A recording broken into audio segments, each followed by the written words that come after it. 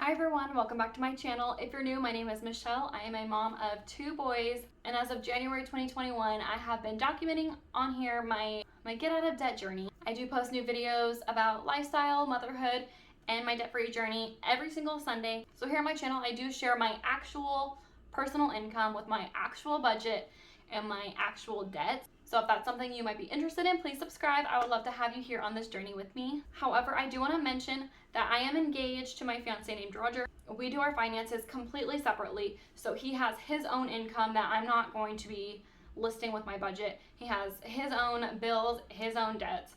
So this is only my income and what I'm personally responsible for covering. So he pays his portion of the household expenses and I pay mine. We split them in half. So I have the ones that I'm responsible for and he has the ones that he's responsible for. And the big payments like the car and the mortgage, we split in half. And so on my budget, you'll see that I don't list the car payment. And then I also add a separate line item for income that is coming from him. He pays me $700 for our mortgage and we take $300 out of there for my portion of the car payment. And so he gives me essentially $400 a month. So just want to clarify that this is not everything that we're spending on our household. This is just my portion of it, and I'm not including any of his expenses or any of his income into it. So without further ado, let's go ahead and budget with me for the month of April. Okay, so we're going to start here with my income for the month. So normally I'll start with like my starting balance of whatever I have left in my checking account. However, I had like 40 cents, and so it's less than $1. And I round everything up to the nearest dollar, or when it comes to income, I round to like the next one down, and for expenses, I round to the next one up. That way I don't have to deal with all of the extra like cents at the end of it. And that way I'm not over budgeting my income and under budgeting my expenses. So I'm not going to start with that because it was only 40 cents, so I would round that down to 0. So we'll start with my first check, which I already have received. So that's going to be check 1. And I ended up getting $1,122 for that check. Next income item is my second check, so check 2. And I'm going to budget for $1,100. And then the next money I get is from Roger, which is the money he gives me for the mortgage, which is going to be $400. And then next I have my state tax return. So if you watched last month's budget with me, I got my federal tax return, and I also, you'll see in next week's video, my budget report. I did end up taking some of my state tax return and putting it into March's budget because it was sitting in my account and I just ended up using it. So this isn't the entire amount that I got from my tax return, but this is what I had left for April. So I ended up with a total of $1,140. And then next, if you are living in the United States and you make under a certain amount of money, you get a stimulus check, which I did get. So stimulus check. And because I claim both of my kids and myself, I got $4,200 for that. So my total amount for the month of April for my income is going to be $7,962. Okay, so moving on to my monthly expenses. So the first thing on my list is my mortgage payment. And that is always $1,364. So we bought our house in 2016 for approximately $204,000. So we got it at a really good time. So our mortgage isn't crazy expensive. If you're buying houses now, they're insane. Like you can't even buy a 2-bedroom, you can't even rent a 2-bedroom apartment where I live for this much money. Like it's crazy. I live in Northern California. It is very expensive here. The next thing I have is my HOA. So we are part of a homeowners association, and we pay about $60 a month for that. I know there are some pretty like hardcore homeowners associations. Ours is pretty like mild, so it's not like as expensive as some, but we do have to pay that. Next, I have my water payment. So I am responsible for paying for the water, and it's usually always $89 a month. And then I am also responsible for paying for our internet.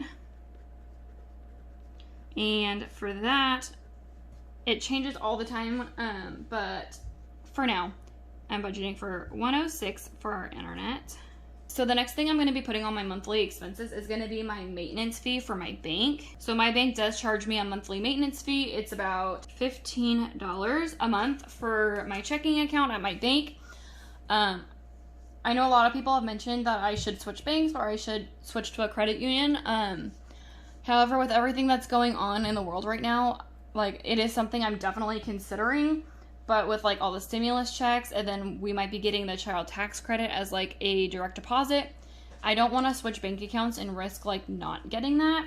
So for now, I'm just keeping it like this, and I'm going to keep trying to apply for like a credit card with them, just because if you do have a credit card with them, they drop your maintenance fee. And I just wouldn't use the credit card, but right now I have too much debt and they keep denying me. But if you saw my March snowball update, I paid off a ton of debt already. And so I'm thinking once my credit score finally goes through, I will try applying for another credit card with them, and maybe it'll go through this time. But for now, I am planning on a $15 maintenance fee. Next, I have my Amazon Prime.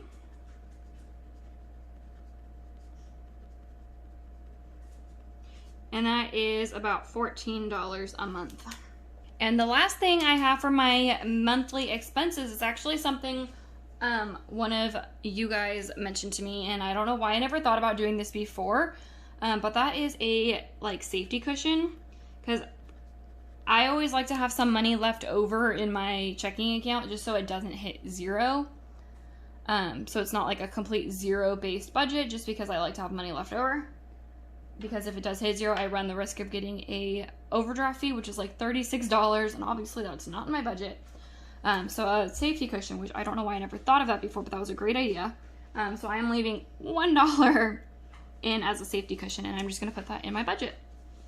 So my total monthly expenses is going to be $1,649. Okay, so moving on to my monthly debts. So if you saw my last video for March's debt snowball update, you'd see that I did completely pay off my Capital One card.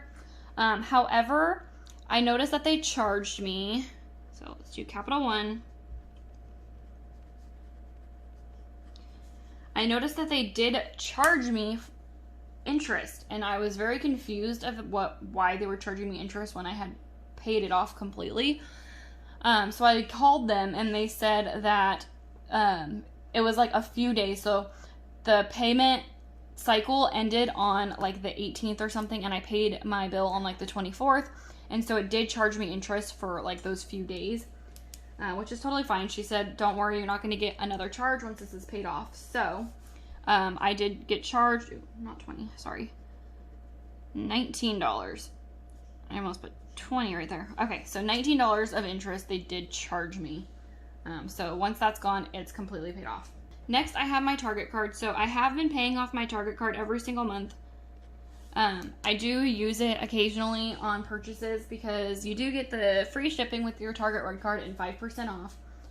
I just make sure that I will have it in my budget in the next month to be able to pay it off completely. I am continuously paying on this Target card, it seems, but I did use it again, and it's $171 that I owe for this month. And lastly, I have my Discover card, which I'm working on, and I am going to pay $5,263 towards my Discover card this month. And I'm so excited to make this payment. Like, that will drop my balance so much, and that's gonna skyrocket my credit score, hopefully, and just make it so much easier to pay down. I'm so excited about that. My total for my monthly debts this month is going to be $5,453. So next I have my sinking funds. So in here is where I put all of the stuff that I'm going to spend on stuff. So I like to put it in a separate little area so I can let that money kind of grow. So like say I budget for my groceries. So grocery / household, I do these together. Household, and I budget $400 a month for this. So say I use only $200 in the month for grocery and household items. if I put it in like my sinking funds category, that way I can have, it'll carry over to the next month. So I'll have like an extra $200. So maybe I'll only put $200 in it next month, or maybe I'll put my full $400 and have $600 I can spend. So I like to have it in like a sinking fund area. That way it's not just like, oh, this is what I have, and if I don't use it, then I'll use it somewhere else. So I put it there. I also do my gas in the same way. So my gas money is in a sinking fund, and I budget for $120 a month for gas. Oh, actually, I take that back. I normally do $400 a month on my grocery and household. However, this month I did budget $550 for the month of April, just because Easter is here. I want to make sure I can get stuff for Easter for my kids and then my nephew that was just recently born. So I did budget an extra $150 for Easter related items. Okay, so then gas was $120. Christmas. Okay, so I'm doing a sinking fund for Christmas as well. That way it doesn't all get taken out of my budget in December or November.